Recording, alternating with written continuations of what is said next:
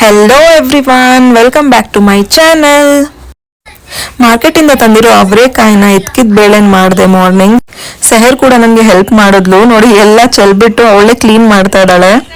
So ಆಫ್ಟರ್ನೂನ್ಗೆ ಇತ್ಕಿದ ಬೇಳೆನ prepare ಮಾಡಿಕೊಂಡೆ and as usual breakfast prepare ಮಾಡ್ತಾ ಇದ್ದೀನಿ.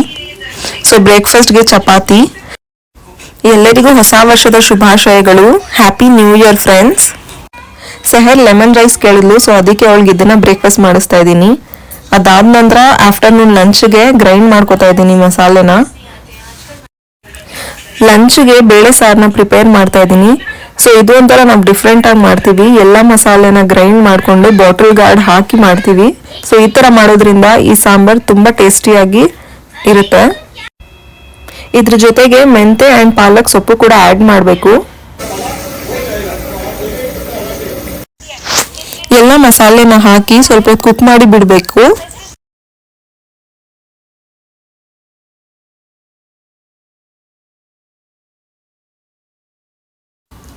ಪ್ರೀವಿಯಸ್ ವ್ಲಾಗಲ್ಲಿ ನಾನು ಫಾಲೂದಾ ತಂದಲ್ವಾ ಸಿಂಪ್ಲಿ ನಾಮಧರಿಸಿಂದ, ಸೊ ಆ ಸ್ವೀಟ್ನ ಪ್ರಿಪೇರ್ ಮಾಡ್ತಾ ಇದ್ದೀನಿ. ಇದು ತುಂಬ very simple recipe friends.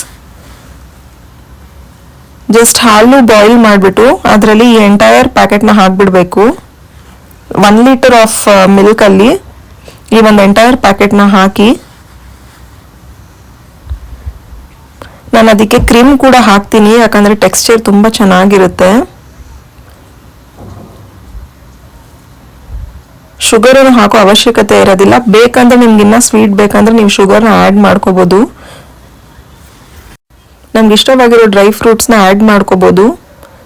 So ಬೇಸಿಕ್ಕಾಗಿ ಎಲ್ಲ ಇನ್ಸ್ಟ್ರಕ್ಷನ್ಸ್ ಈ ಪ್ಯಾಕೆಟ್ ಮೇಲೇ ಇರುತ್ತೆ. ಸೊ ಇದನ್ನು ಫಾಲೋ ಮಾಡಿದ್ರೆ ಸಾಕು, ಈ ಸ್ವೀಟ್ ತುಂಬ ಚೆನ್ನಾಗಿರುತ್ತೆ. ನೀವು ಒಂದ್ಸತಿ ಟ್ರೈ ಮಾಡಿ ನೋಡಿ ಫ್ರೆಂಡ್ಸ್. ಅದಾದಮೇಲೆ ನಾನು ಕೂಡ ಪ್ರೇಯರ್ ಮುಗಿಸಿ ಸೆಹರ್ಗೆ ಮೆಹಂದಿನ ಅಪ್ಲೈ ಮಾಡ್ತಾ ಇದ್ದೀನಿ.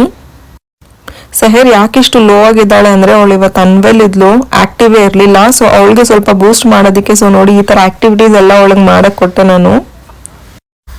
ಅವಳಿಗೆ ಮೆಹಂದಿ ಅಂದರೆ ತುಂಬ ಇಷ್ಟ. ಸೊ ಮೆಹಂದಿ ಕೂಡ ಅಪ್ಲೈ ಮಾಡಿದೆ. ಎಂಟೈರ್ ಡೇ ಅವಳು ತುಂಬ ಮೂಡ್ ಆಫ್ ಇದ್ಲು. ಸೊ ನನಗೂ ತುಂಬ ಬೇಜಾರಾಯಿತು. ನನಗೇನು ಕೆಲಸ ಮಾಡೋದಕ್ಕೂ ಇಂಟ್ರೆಸ್ಟ್ ಇರಲಿಲ್ಲ. ಬಟ್ ಸಮ್ಹೌ ಮ್ಯಾನೇಜ್ ಮಾಡಬೇಕಲ್ವಾ ಫ್ರೆಂಡ್ಸ್.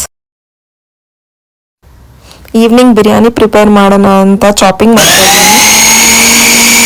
ಟೆಕ್ನಾಲಜಿ ಇದ್ದಿದ್ದರಿಂದ ಎಷ್ಟು ಹ್ಯಾಂಡಿಯಾಗಿ ಎಲ್ಲ ಕೆಲಸನೂ ಬೇಗ ಮುಗಿಯುತ್ತೆ ಅಲ್ವಾ. ಸೊ ನೋಡಿ, ನಾನು ಎಲ್ಲ ಚಾಪಿಂಗ್ ಎಲ್ಲ ಮುಗಿಸ್ಕೊಂಡೆ. ನಾವು ಯಾವುದೇ ಥರದ ರೆಡಿಮೇಡ್ ಬಿರಿಯಾನಿ ಮಸಾಲೆನ ಹಾಕೋದಿಲ್ಲ. ಇವತ್ತು ಮಟನ್ ಬಿರಿಯಾನಿನ ನಮ್ಮ ಅತ್ತೆ ಪ್ರಿಪೇರ್ ಮಾಡ್ತಾ ಇದ್ದಾರೆ. ಅವ್ರು ಪ್ರಿಪೇರ್ ಮಾಡೋ ಬಿರಿಯಾನಿ ತುಂಬ ಟೇಸ್ಟಿಯಾಗಿರುತ್ತೆ.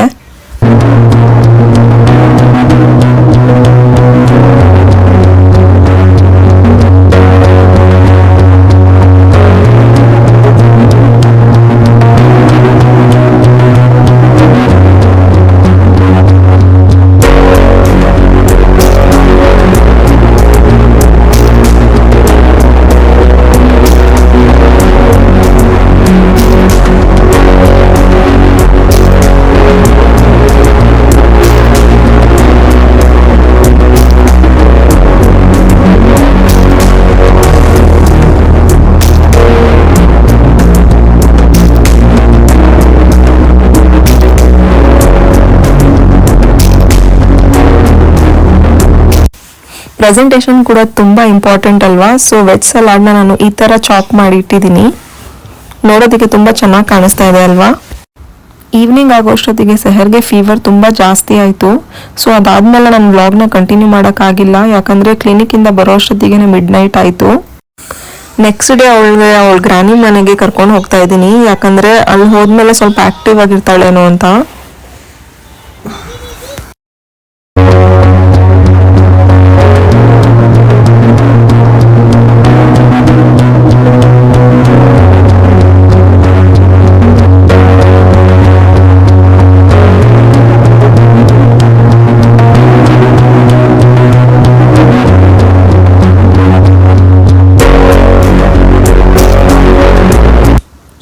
ಅಲ್ಲಿ ನೋಡಿ ಎಷ್ಟು ಚೆನ್ನಾಗಿ ಎಂಜಾಯ್ ಮಾಡ್ತಾ ಇದ್ದಾಳೆ ಅವಳು.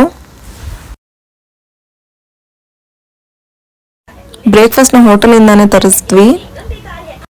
ಒಂದು ಸ್ವಲ್ಪ ಶಾಪಿಂಗ್ ಮಾಡಬೇಕಿತ್ತು, ಸೊ ಅದಕ್ಕೆ ಶಾಪಿಂಗಿಗೆ ಹೋಗ್ತಾ ಇದ್ದೀವಿ.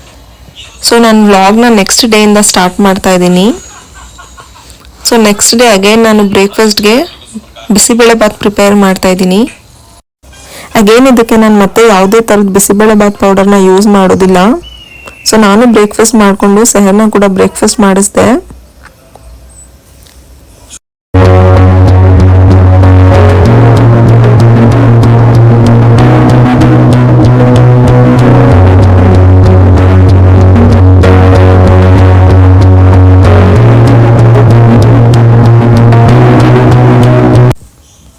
ಅದಾದ ನಂತರ ನಾನು ಕೂಡ ಫಾಲೂದಾ ತಿಂದು ಆಚೆ ಹೋಗಬೇಕಿತ್ತು.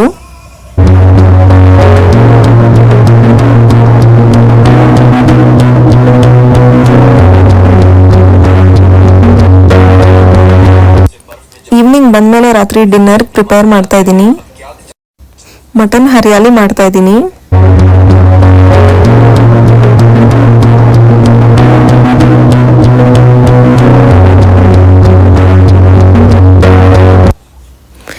ಗ್ರೈಂಡ್ ಮಾಡಿರೋ ಮಸಾಲಾನ ಆಯಿಲಲ್ಲಿ ಚೆನ್ನಾಗಿ ಫ್ರೈ ಮಾಡ್ಕೊಂಡಾದ್ಮೇಲೆ ಮಟನ್ ಜೊತೆಲಿ ಅದಕ್ಕೆ ಸ್ವಲ್ಪ ಸಾಲ್ಟ್ ಆ್ಯಂಡ್ ಟರ್ಮರಿಕ್ ಹಾಕಿ ಚೆನ್ನಾಗಿ ಮಿಕ್ಸ್ ಮಾಡಿದ್ರೆ mutton hariyali will be ready. ಇದಕ್ಕೆ ಕಸೂರಿ ಮೇಥಿ ಕೂಡ ಹಾಕಿದ್ರೆ ಫ್ರೇಗ್ರೆನ್ಸ್ ಕೂಡ ತುಂಬ ಚೆನ್ನಾಗಿರುತ್ತೆ ಫ್ರೆಂಡ್ಸ್. ಸೊ ಇವತ್ತಿನ ಈ ವ್ಲಾಗ್ ಇಷ್ಟೇ. Thank you for watching. ನಿಮಗೆ ಈ ವ್ಲಾಗ್ ಇಷ್ಟ ಆಗಿದ್ರೆ ನೀವು ನನ್ನ ಚಾನಲ್ನ ಲೈಕ್ ಮಾಡಿ, ಶೇರ್ ಮಾಡಿ ಆ್ಯಂಡ್ ಸಬ್ಸ್ಕ್ರೈಬ್ ಮಾಡಿ. Thank you friends. Bye bye.